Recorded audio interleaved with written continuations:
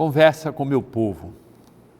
Mando meu abraço para todas as pessoas que estão passando esses períodos de férias aqui nas nossas praias próximas, ou nos lugares mais distantes, ou gente que viajou. Não tire férias de Deus. Participe da vida da igreja onde você estiver. Não deixe de ir à missa aos domingos. Aliás, nós queremos fazer um esforço muito grande para que as pessoas se mantenham no ritmo de missa dominical. Essa recomendação chegue ao coração de todas as pessoas, das famílias, e o ideal seria sempre que a família pudesse ir todo mundo junto para participar da Santa Missa. Durante esse mês de julho, muitos eventos estão marcando a vida da igreja. O setor juventude da nossa arquidiocese realizará a partir do dia 28 o primeiro acampamento de jovens da arquidiocese de Belém. Eu quero fazer um apelo às famílias, fazer um apelo aos jovens, a partir de 15 anos podem participar. Os jovens que estiverem de 15 até 17 anos, é claro, deverão ter uma autorização prévia dos seus pais. E este acampamento vai ser muito importante, um momento de formação, de diálogo, de oração, também de diversão, de encontro entre as pessoas. Então, entre em contato com a sua paróquia. E eu peço aos padres que se empenhem para que todas as paróquias tenham jovens que venham a participar deste primeiro acampamento da juventude da nossa arquidiocese de Belém. Do Antônio, junto com o Padre Maurício e a coordenação do setor juventude, estão à frente da organização deste acampamento. E será uma oportunidade privilegiada de formação no dia 28. Eu irei celebrar a Santa Missa de abertura, estarei com os jovens que vão participar deste acampamento. Nesse mês também ainda está acontecendo a missão promovida pelo setor juventude da CNBB.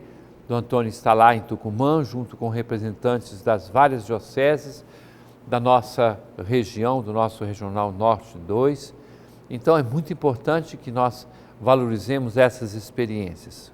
Outros eventos, a comunidade Shalom fez um acampamento muito bonito, eu fui celebrar a missa de encerramento. Nos próximos dias, o pessoal da Renovação Carismática Católica vai realizar o Renasce, o Retiro Nacional de Seminaristas para o Regional aqui Norte 2. A Renovação Carismática Católica fez uma experiência bonita de evangelização nesses dias. Então são várias iniciativas que mostram a vitalidade da nossa igreja e eu quero agradecer a Deus por tudo isso. Me lembro agora também, a CRB fez uma experiência de missão também nesse mês de julho. Dessa forma, as pessoas vão se movendo para que nossa igreja seja de verdade uma igreja em saída, uma igreja com uma percepção da sua responsabilidade missionária. E agora as perguntas que as pessoas nos enviaram. Maria da Consolação, de Belém, o senhor pode falar sobre os 4 dogmas de Nossa Senhora? Imaculada Conceição, Virgindade Perpétua, Maternidade Divina e Assunção de Nossa Senhora. Bom, cada um desses aqui daria para a gente falar um programa inteiro. Mas eu digo o seguinte, o que é um dogma? A reflexão da igreja, os dados da Escritura, a reflexão que a igreja faz na teologia no correr do tempo, faz com que ela esclareça algumas verdades da fé. Desses dogmas, o último que foi proclamado foi pelo Papa Pio XII, que é o dogma da Assunção de Nossa Senhora. O que é um dogma? É que, verificando os dados da Escritura e a doutrina da igreja, nós temos que dizer, aquilo ali é uma verdade certa e segura a ser aceita, acreditada por todos nós cristãos. Imaculada Conceição, Nossa Senhora foi preservada em previsão dos méritos de Cristo, Ave cheia de graça, É a única pessoa que individualmente recebe essa saudação em toda a Escritura. Virgindade perpétua, porque Nossa Senhora não formou uma família com outros filhos. Ela foi preservada, tanto que fez a pergunta ao anjo, e aí a resposta do anjo é que aquilo que parecia impossível, mas para Deus é possível. Maternidade divina, porque os concílios, chamados concílios cristológicos dos primeiros séculos, foram refletindo. Se Jesus é Deus, Ele é verdadeiro Deus e verdadeiro homem, Nossa Senhora é mãe de Jesus, mas não parte Jesus no meio. Então ela é mãe de Deus, Jesus é Deus. E a Assunção de Nossa Senhora é a certeza de que ela foi preservada da corrupção do sepulcro e, tendo morrido, ela foi elevada ao céu em corpo e alma, como Jesus, seu Filho, justamente porque ela tinha sido preservada de toda a marca do pecado. Camila Passos, de Belém. Norberto, Nossa Senhora e os santos fazem milagres. Quem faz milagre é Deus, Camila. Nossa Senhora e os santos podem e efetivamente rezam por nós, podem rezar por nós e podem pedir por nós. Mas é sempre uma experiência de pedido. Eles não têm mais vinho, dizia Nossa Senhora nas bodas de Caná. Quem fez o milagre foi Jesus. Ela constatou a situação, levou-a até o seu filho Jesus, os servos levaram aquela água que estava ali nas 6 talhas e Jesus fez um milagre. Então quem faz milagre é Deus, e faz muitos. Nossa Senhora, os santos, como também você pode rezar por mim, eu posso rezar por você, pedindo as graças e os milagres que forem necessários. Pergunta de Mário Cardoso. Alguns termos usados por nós católicos me incomodam. Pergunto, é correto usar termos como batismo no Espírito Santo, ministério de música, pastoreio, confirmação? Vamos lá, ponto por ponto. Veja só. Batismo no Espírito Santo. Sereis batizados no Espírito Santo, no fogo, etc. Todas as vezes que alguém atualiza o seu batismo sacramental, porque batismo no Espírito Santo não é um outro sacramento, todas as vezes que alguém atualiza a força do seu batismo sacramental, pode-se dizer que recebeu uma nova efusão, um novo batismo do Espírito Santo. Ministério de música, porque existem vários ministérios, vários serviços na igreja. Um deles é a música. Pastoreio, Nosso Senhor é o pastor e Ele exercita esse pastoreio também através das pessoas. Confirmação é o nome de um sacramento, o sacramento da crisma ou confirmação. E aqui eu procuro esclarecer uma coisa que já disse em vários lugares. Alguém vai dizer assim, eu vou ser crismado porque eu fui batizado pequeno, então agora eu vou confirmar o meu batismo. Não. Confirmação é uma nova força, é um novo sacramento. Uma pessoa que é batizada na vida de juventude ou vida adulta, ela recebe na mesma celebração batismo, crisma e eucaristia, porque é uma nova força que é dada por Deus para dar testemunho de Jesus. Esse é o sacramento da confirmação. Pergunta agora que vem de Maria da Consolação Brito, de Capanema. O senhor pode falar sobre a parábola do semeador? É claro, a parábola do semeador, ela expressa a força da semente, a boa semente que Deus planta e joga na terra. Deus faz a sua parte. A semente do reino de Deus é julgada, é lançada na terra. Só que essa terra pode ser acolhedora ou não à força do reino de Deus. Então, compromete a nossa liberdade, sabendo que a liberdade de Deus é lançar a semente, a força da sua palavra, a ação do seu reino de amor e de verdade. Caríssimo irmão, caríssima irmã, desça sobre todos a bênção de Deus Todo-Poderoso, Pai, Filho e Espírito Santo, e permaneça para sempre. Amém.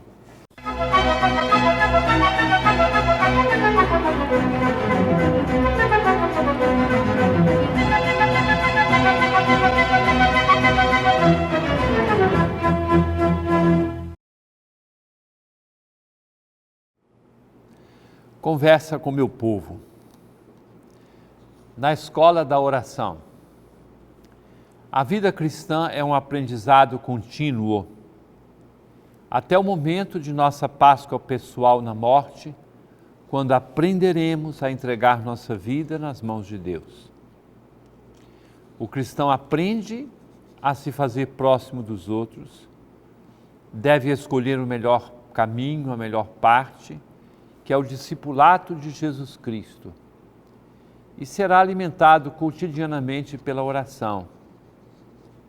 Passos indicados pela liturgia da Igreja em vários domingos desse período. Sabemos que Jesus contou uma parábola para mostrar aos discípulos a necessidade de orar sempre sem nunca desistir, mesmo e especialmente quando se faz escuridão no oriente de nossa existência. É necessário aprender a orar. Entremos juntos nesta escola para aprender com o Senhor Jesus. Jesus foi um homem orante, que se retirava em lugares solitários para rezar. Ação e contemplação se alternavam em sua vida de forma flexível e harmoniosa. Jesus passava as noites, depois de um tempo de trabalho, de ensinamento no templo, passava no monte chamado das Oliveiras em oração. Sua vida de mestre ambulante era muito ocupada, mas sabia estabelecer limites em sua atividade externa para entregar-se à oração. Depois de os despedir, diz o Evangelho de São Marcos, capítulo 6, subiu a montanha para orar. Sabemos, inclusive, que adotava certas atitudes exteriores para orar, de acordo com os costumes de seu povo. Rezava elevando as mãos, olhando para o céu e até com o rosto por terra. Os evangelhos nos descrevem a vida de oração de Jesus.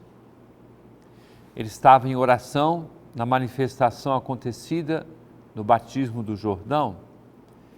Diz o Evangelho também que ele passou a noite em oração antes da escolha dos 12 apóstolos. Estava orando antes de suscitar a confissão de fé feita por Simão Pedro. Quando ensinou o Pai Nosso, antes estava em oração. Jesus orou por Pedro antes da hora da provação. E nós o vemos rezando, manifestando o máximo de sua alegria.